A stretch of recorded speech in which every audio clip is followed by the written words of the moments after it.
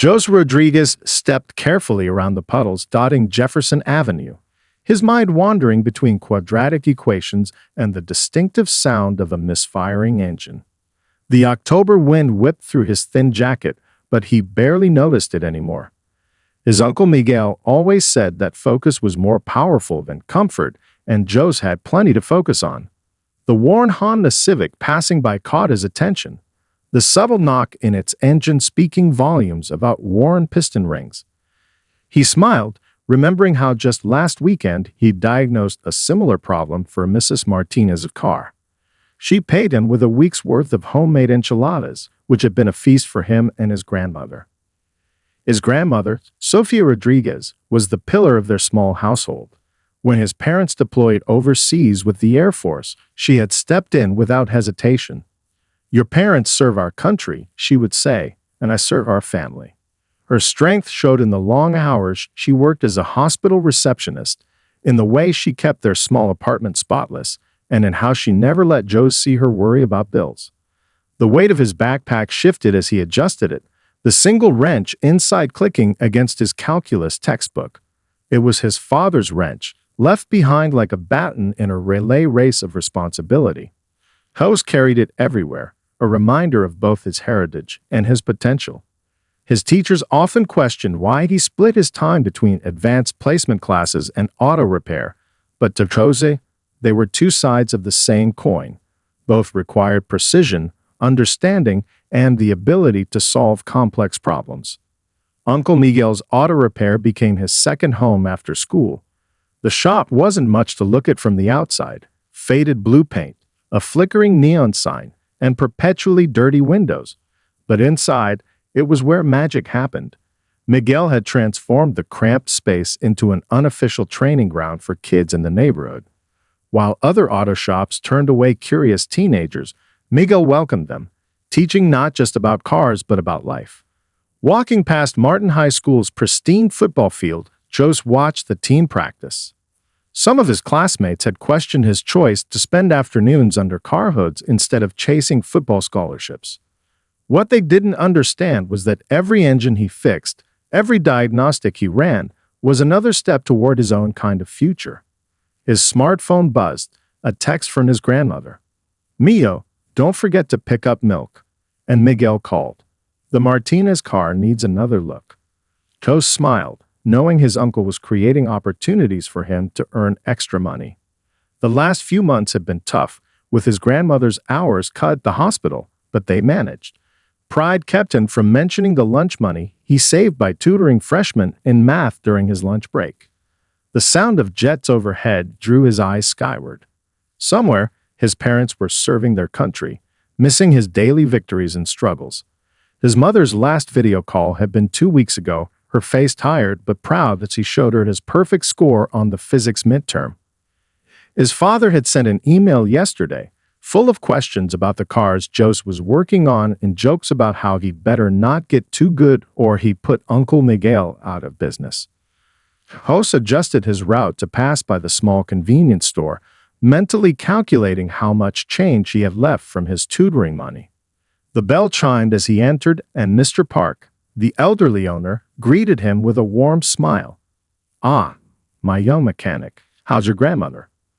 This was his world, a patchwork of people who looked out for each other, of opportunities found in unexpected places, of dreams built from spare parts and determination. As he picked up the milk and counted out exact change, Jose thought about the engine diagram he needed to finish for his personal project, an idea that had been forming in his mind about improving fuel efficiency in older models. The sun was setting as he resumed his walk home, casting long shadows across the neighborhood. Tomorrow would be another day of balancing school and work, of pursuing excellence in both garages and classrooms. But for Jose Rodriguez, this wasn't just about getting by. It was about building a foundation for something bigger, something that would make his family proud and his future secure. James Park stood beside his stranded Porsche Cayenne, running a frustrated hand through his salt and pepper hair. The setting sun painted the Highland Park sky in brilliant oranges and purples, but he was in no mood to appreciate the view. His Italian leather shoes, which had started the day pristine, were now coated in a thin layer of dust from the roadside. The flat tire had caught him completely off guard. He'd been driving back from a crucial meeting at Detroit's Innovation Center when the tire pressure warning flashed. Within minutes, the right rear tire had completely deflated. In 20 years of driving luxury vehicles, he'd never actually changed a tire himself. His cars usually came with concierge service for such inconveniences. But today, everything that could go wrong had gone wrong. His phone had died after an unusually long day of back-to-back meetings. The nearest service station was closed for renovation, and the dealership was too far to reach before dark. The irony wasn't lost on him. A tech billionaire stranded by something as basic as a flat tire and a dead phone. Passing cars slowed occasionally, their drivers gawking at the sight of an expensive Porsche with its hazard lights blinking pathetically. James loosened his tie, feeling somewhat exposed. The neighborhood wasn't dangerous, but it wasn't exactly where you'd expect to find a $150,000 vehicle either. He'd taken this road as a shortcut, remembering the streets from his younger days when he lived in a small apartment just a few blocks away. Opening the trunk, he stared at the spare tire and tools as if they were artifacts from an alien civilization. The owner's manual was somewhere in the glove compartment, but the fading light made reading it impossible. He checked his watch, 6:45 p.m.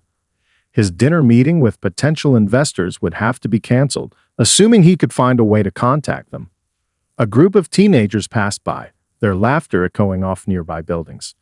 James tensed slightly, but they seemed absorbed in their own world. He couldn't help but think about how different his life was now from 20 years ago, when he'd been working as a junior programmer, taking the bus to work. Success had insulated him from these everyday problems, perhaps too much. The sound of approaching footsteps made him turn. A young Hispanic teenager was walking toward him, wearing a backpack and a worn jacket that had seen better days. James's first instinct was to be cautious, but something about the boy's confident walk and direct gaze made him pause. "Flat tire?" the teenager asked, already assessing the situation with experienced eyes. "I can help if you'd like. I work at my uncle's auto shop." His voice carried no hesitation, just simple competence. James found himself nodding, surprised by the boy's professional demeanor. "I'm James Park," he said, extending his hand. "And yes, I could definitely use some help." "Chos Rodriguez," the teenager replied, shaking his hand firmly. He set his backpack down and moved to examine the flat tire. "Good thing you pulled over right away. Driving on a flat can damage the rim, and on a Porsche Cayenne, that's not a cheap fix." The boy's knowledge caught James off guard.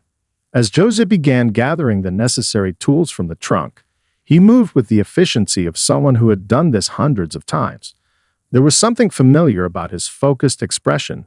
It reminded James of himself at that age, when he'd spent countless hours tinkering with computers in his parents' garage. "The jack point is right here," Jose explained, pointing to a specific spot under the vehicle. Porsche engineers designed it to distribute weight evenly. Pretty clever, actually. He worked as he talked, his movements precise and confident. The streetlights flickered on, casting long shadows across the scene. James watched in amazement as this young stranger competently handled equipment worth more than many people's monthly salary. What caught his attention wasn't just Jose's skill with cars, it was the way he approached the problem with both practical knowledge and genuine interest in the engineering behind it. Little did either of them know that this chance encounter, brought about by a simple flat tire, would set in motion events that would transform both their lives in unexpected ways. Jose's hands moved with practiced precision as he loosened the lug nuts on the Porsche's wheel. The premium alloy rim gleamed under the streetlight, worth more than all the tools in his uncle's shop combined. But to him, it was just another tire that needed changing, another problem to solve. "You must spend a lot of time working on cars," James observed, watching as Jose expertly positioned the jack. The teenager smiled, continuing his methodical work while sharing his story. "My uncle Miguel taught me everything I know about cars," Jose explained, his voice carrying a hint of pride. "Started when I was 12, just sweeping floors in his shop. Now I help him diagnose the tough cases. He paused to check the jack stability. The old Toyota Corolla my grandmother drives. I've kept it running for 2 years now. Engine's got over 200,000 miles, but she purrs like a kitten. James listened intently, noting how Joe seamlessly wove technical knowledge into his conversation. "That's a 2019 Corolla, right?" he asked, genuinely interested. They had some interesting innovations in their engine management systems. Jose's eyes lit up. Exactly. The dynamic force engine was a game changer. I actually wrote a paper for my physics class comparing its efficiency to older models. He carefully removed the flat tire, his movements economical and precise. My teacher didn't quite get why I chose that topic, but it got an A. The conversation flowed naturally as Chose worked, touching on everything from combustion ratios to compression algorithms. James found himself increasingly impressed, not just by the boy's automotive knowledge, but by his ability to connect it to broader scientific principles. "The spare's in good condition," Joe's commented, inspecting the temporary tire. "But you'll want to get the flat one repaired soon. These run flats are expensive to replace." He began mounting the spare with the same careful attention he'd shown throughout the process. James watched as Chose tightened the lug nuts in a star pattern, a small but crucial detail that spoke volumes about his training. "You know," James said, "most people would have just passed by. Why did you stop to help?" Chose paused, wrench in hand. "My uncle always says that knowledge means nothing if you don't use it to help others." He resumed tightening the nuts to precise specifications. "Besides, we all need help sometimes. Last winter, when our heating went out, the whole neighborhood pitched in to help us fix it. That's just how it works where I come from." The simplicity and wisdom of the answer struck James deeply. Here was a teenager who understood something many adults never learned: the true value of knowledge and community. It reminded him of his own journey, of the mentors who had guided him before he became successful.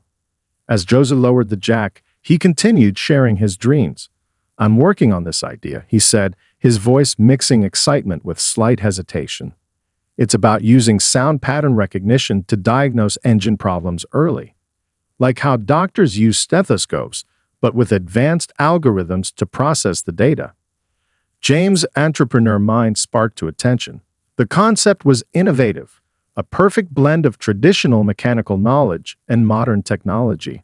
It was exactly the kind of thinking that had launched his own career in tech. "There," Jose announced, standing back to admire his work. "That should get you where you need to go." He gathered his tools efficiently, placing them back in the trunk exactly as he'd found them. James reached for his wallet, but Jose shook his head. "No need for payment, Mr. Park. Just make sure to get that tire fixed properly tomorrow." He shouldered his backpack, ready to continue his journey home. "Wait," James called, struck by a sudden idea. He pulled a business card from his jacket pocket. "Take this. I'd like to hear more about that sound recognition system you're thinking about." Jose accepted the card carefully, his eyes widening slightly as he read the name. James Park, CEO, Park Technologies. He looked up at the businessman with new understanding, but his humble demeanor didn't change. "Thank you, Mr. Park," he said simply, tucking the card safely away.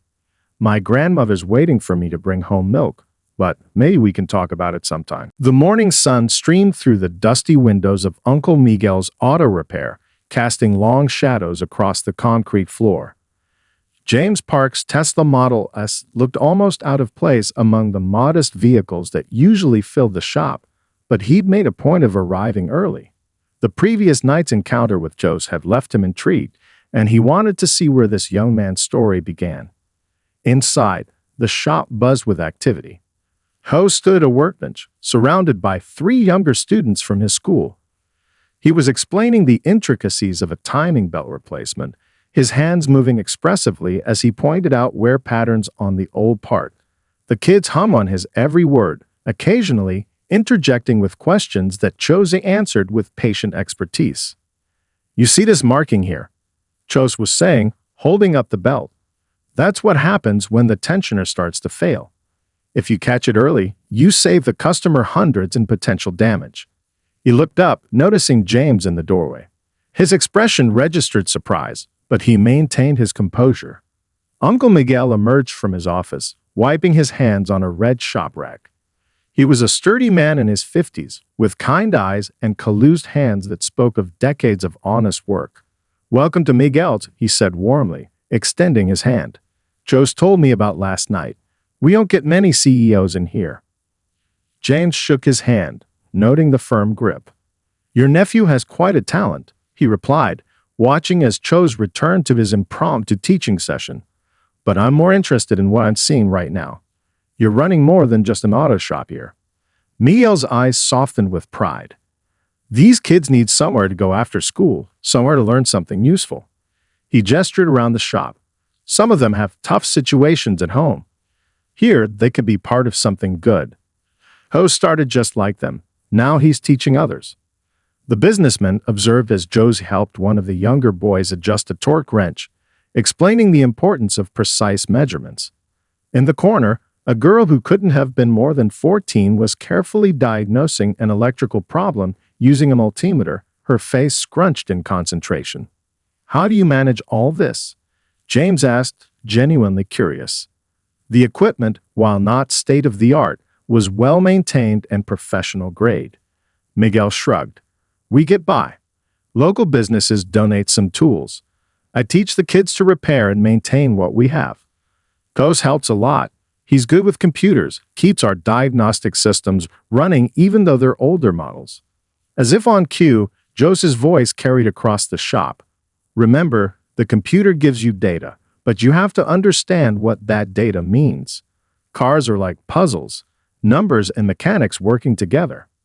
James watched the scene unfold, memories of his own mentors flooding back.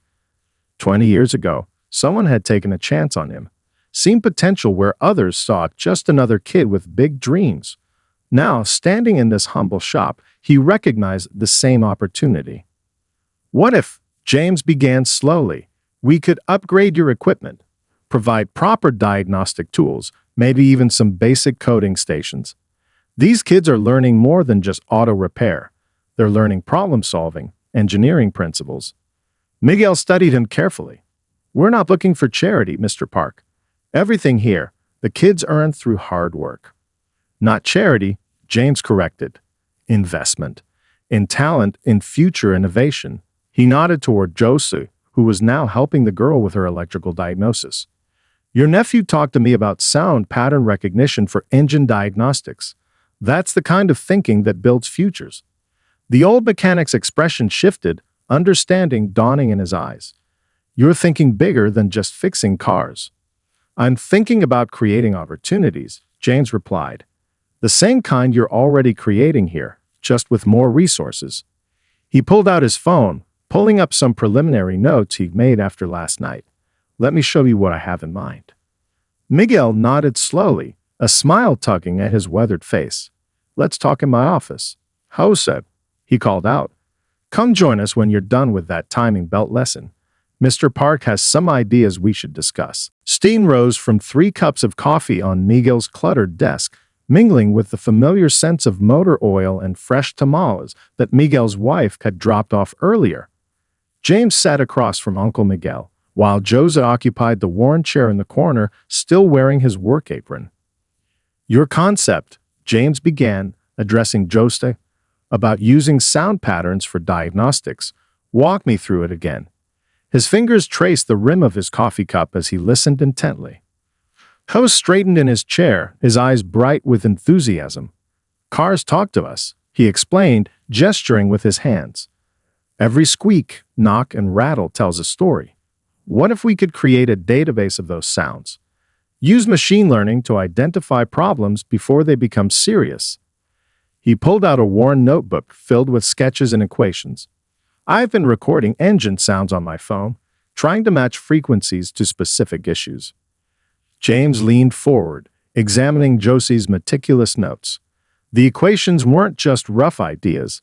They showed a deep understanding of both mechanical principles and basic algorithmic thinking. "This is impressive," he said, turning a page. "You've even started mapping out a basic neural network structure. Miguel watched the exchange with quiet pride.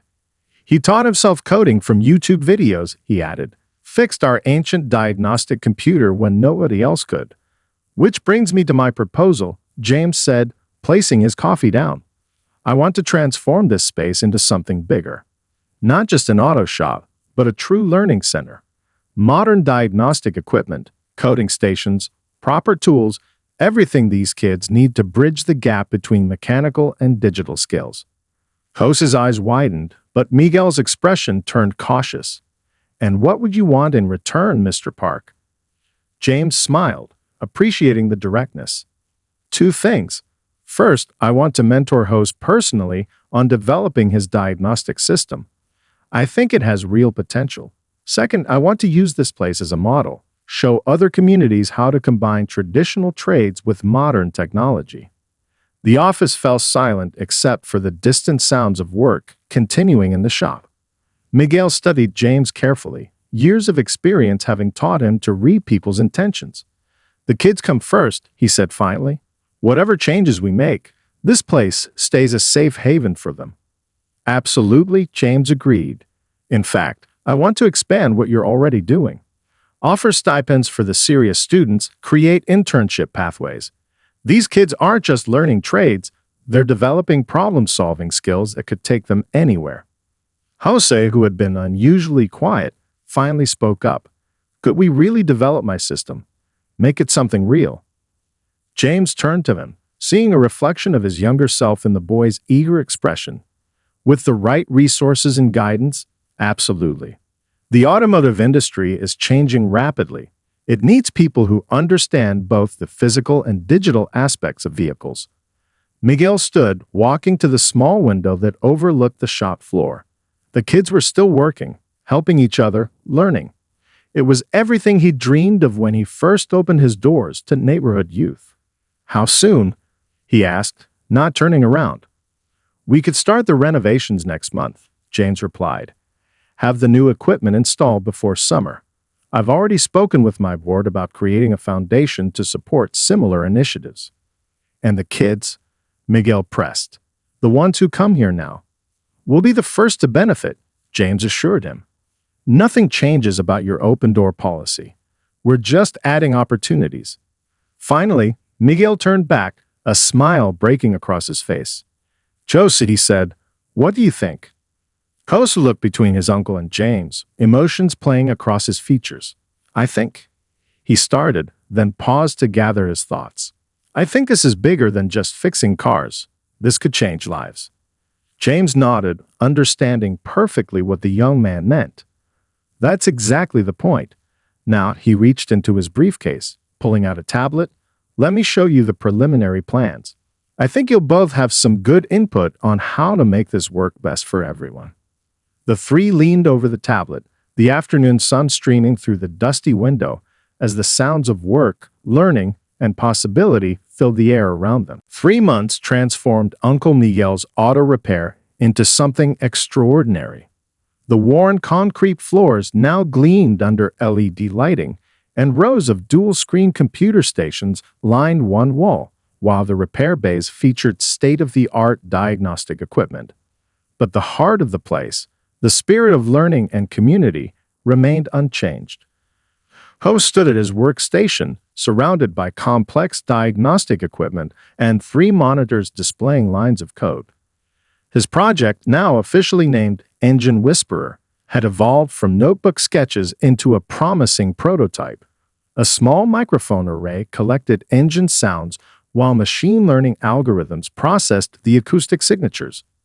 The neural network is learning faster than expected, James observed, pointing to a graph on one of the screens.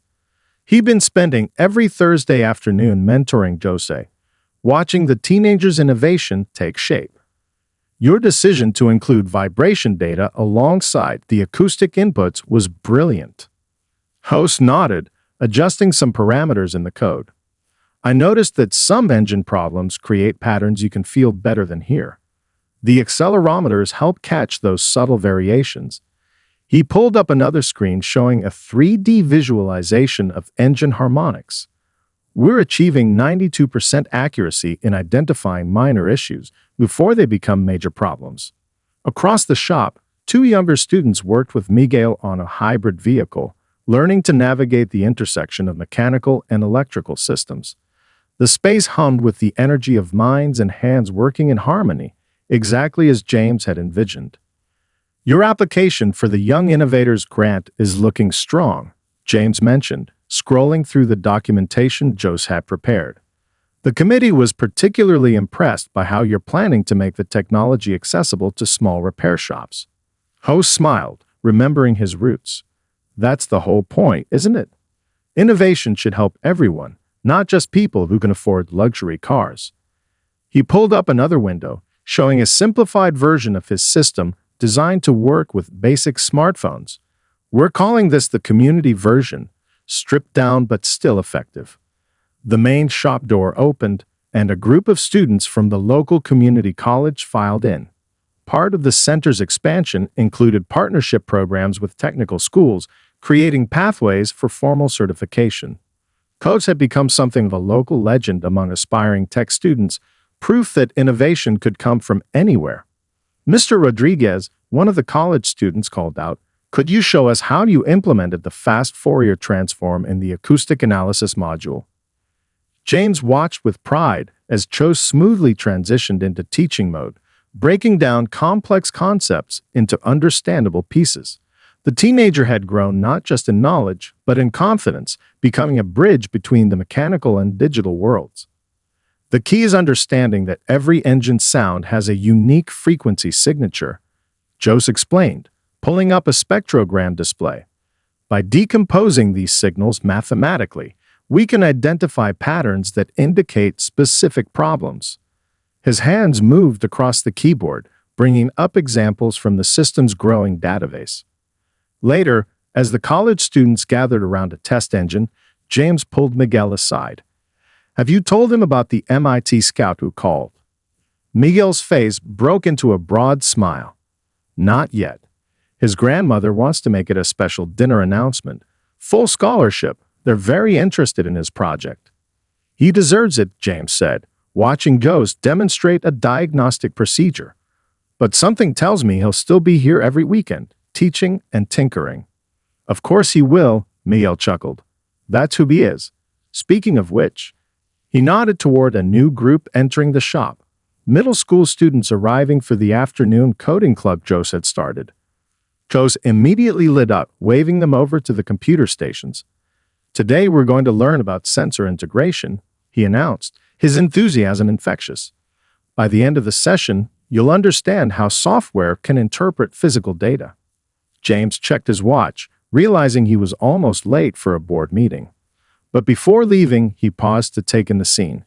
Young minds engaged in learning, traditional skills, merging with new technology, and at the center of it all, a teenager who hadn't just grabbed an opportunity, but had transformed it into something that would help others climb higher.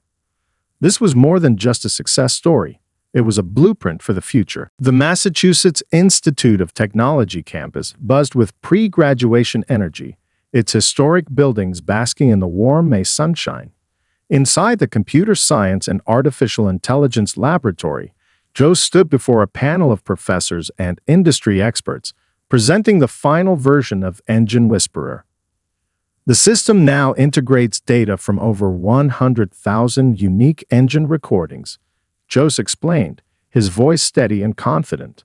The large display behind him showed real-time analysis of engine sounds, with AI-powered diagnostics running seamlessly. "We've achieved a 98.7% accuracy rate in early problem detection, with false positives reduced to less than 0.3%. Professor Martinez, a leading expert in machine learning, leaned forward in her chair. "Impressive numbers, Mr. Rodriguez. But what makes this different from existing diagnostic tools?" Jose smiled, having anticipated this question. Traditional diagnostic tools rely on error codes and sensor readings. Engine Whisperer adds a crucial layer. It understands the language of engines themselves. He pulled up a case study on the screen. Take this 2022 Toyota Camry. The computer showed no error codes, but our system detected subtle changes in the timing chain harmonics 3 weeks before it failed. From the back of the room, James Park watched with pride. He'd flown in specifically for this presentation, knowing it would be a defining moment in Hose's journey. The teenager he met on that fateful evening had grown into a poised young innovator, his natural talent refined by years of dedicated study. Back in Detroit, the news crews gathered outside Uncle Miguel's, now the Park Rodriguez Center for Automotive Innovation. The shop's success had sparked similar programs across the country, becoming a model for combining traditional trades with cutting-edge technology. Sofia Rodriguez sat in Miguel's office, watching her grandson's presentation via lead stream, tears of joy streaming down her face. Next to her, Miguel beamed with pride, remembering the young boy who once swept his shop floor. The mobile version of Engine Whisperer has been downloaded over 50,000 times. Joe's continued, pulling up usage statistics. Small repair shops across the country are using it to provide better service to their communities. He played a quick video showing mechanics in various locations using the app, including footage from his uncle's shop. The presentation shifted to the future applications. We're now working on expanding the technology beyond automobiles. The same principles can be applied to industrial machinery, aircraft engines, even medical devices. Joe's eyes lit up as he discussed the possibilities. Imagine a world where machines can tell us exactly what they need before they break down. Dr. Lee, the department head, raised her hand. Your scholarship application mentioned giving back to your community. How has this project achieved that goal? Hose's expression softened. Every Saturday, I still teach coding classes via video link to students at the Park Rodriguez Center, he answered. Last month, one of my first students won a national engineering competition. That's the real success, watching others discover their potential. The questions continued for another hour, ranging from technical specifications to implementation strategies. Hose handled each one with expertise and humility, never forgetting to credit those who had helped him along the way. His uncle's early teachings, James's mentorship, his professor's guidance, and most importantly, his family's support. As the presentation concluded, the panel members whispered among themselves. Professor Martinez stood up, smiling. Mr. Rodriguez, your thesis project isn't just exemplary, it's revolutionary. The department is prepared to offer you a fully funded position in our doctoral program. A wave of applause filled the room. James was the first to reach Jose, embracing him like a proud father.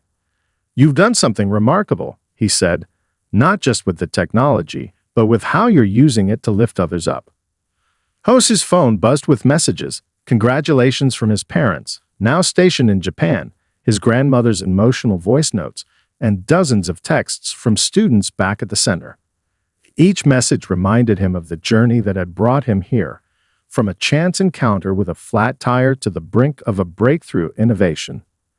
Later that evening, as Jose walked across the MIT campus, he paused to video call his grandmother. We did it, abuela, he said softly. All of us together. Sophia's voice cracked with emotion. Your parents are flying in for graduation next week, and Mr. Park has arranged for all the center students to attend too. Jose looked up at the stars, feeling a deep sense of gratitude. Tomorrow would bring new challenges and opportunities, but tonight was for celebrating how far he'd come. 5 years had passed since that MIT presentation. Jose's Porsche glided smoothly through the familiar streets of Highland Park, the exact spot where he'd once helped a stranded CEO. The Engine Whisperer app on his dashboard displayed perfect readings, a reminder of how far both he and his technology had come. The Park Rodriguez Center had grown beyond anyone's expectations. What started as Uncle Miguel's humble auto shop now occupied an entire city block. Solar panels covered the roof, powering state-of-the-art equipment inside. But more impressive than the facilities were the success stories emerging from its programs. Jose parked beside a row of student projects, hybrid conversions, electric prototypes, and autonomous systems all developed by local teenagers. A banner hung above the entrance. 10th Annual Innovation Fair, where tradition meets tomorrow. Inside, the space buzzed with energy as students prepared their presentations. Mr. Rodriguez called Maria Chen, a 16-year-old prodigy whose autonomous delivery robot had already caught the attention of several tech companies. "Can you check my final calibrations?" Host smiled, remembering when he'd been in her shoes. Now 30, holding the position of Chief Innovation Officer at Park Technologies, he still made time to mentor promising students. "Show me what you've got," he said, examining her work with genuine interest. Uncle Miguel, his hair now more silver than black, emerged from his office. Age hadn't slowed him down. If anything, watching students succeed had kept him young at heart. "Just like old times," he said, patting Joseph's shoulder. "Except now, you're the one doing the teaching." The center had become a launching pad for countless careers. Its graduates worked in top tech companies, started their own businesses, and most importantly, continued the tradition of giving back. Every success story created ripples of opportunity for others. James Park, now in his 60s but still sharp as ever, arrived for the Innovation Fair. He and Host had become more than mentor and protege.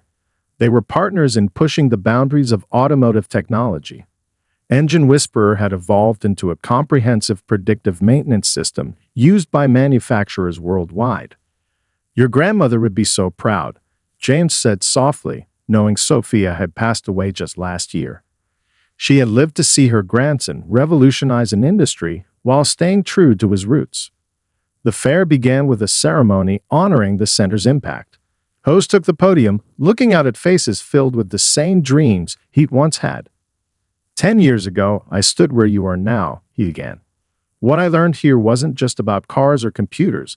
It was about the power of opportunity and the importance of passing it on." He announced the launch of the Sofia Rodriguez Scholarship Fund, committed to supporting students who showed promise in both technical skills and community leadership.